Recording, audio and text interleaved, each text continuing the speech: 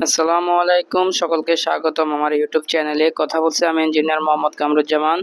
আজকে আমরা একটি 5 তলা বিল্ডিং এর বেজ ঢালাই কিভাবে করবেন এবং বেজ ঢালাইয়ের পূর্বে কি কি করণীয় এবং কি কি বিষয় চেক করতে হবে ডিটেলস আপনাদেরকে ভিডিওর মাধ্যমে জানাবো, এবং কাজের কোয়ালিটি মেনটেন করে কিভাবে সুন্দর একটি বেজ ঢালাই দিবেন আপনাদেরকে আমি এই ভিডিওর মাধ্যমে দেখাচ্ছি।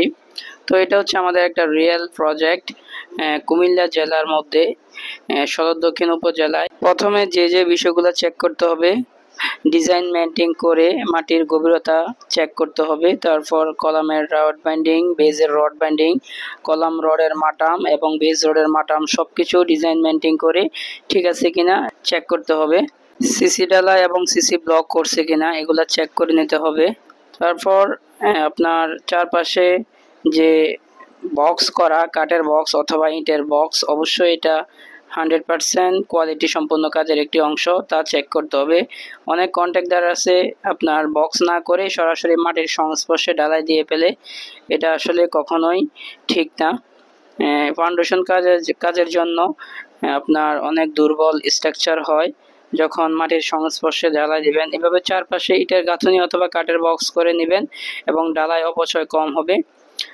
তারপর এখানে রডের যে বাদাইগুলা, বেজের রডের বাদাই অথবা কলাম রডের রিং রড বাদাই যে করছে, এই বাদাইগুলা একদম ঠিক আছে কিনা এগুলা দেখতে হবে। অনেক সময় লুজ থাকে বানগুলা। তারপর আমাদের যে ডালাই কত ইঞ্চি হবে, ডিজাইন মেনটেন করে কত ইঞ্চি ডালাই হবে তা চেক করতে হবে। তারপর বেজ ঢালাই হওয়ার পর আপনার অবশ্যই কলাম, যে শর্ট কলাম আমরা করব, এই শর্ট কলামের কিউরিং অবশ্যই করতে হবে।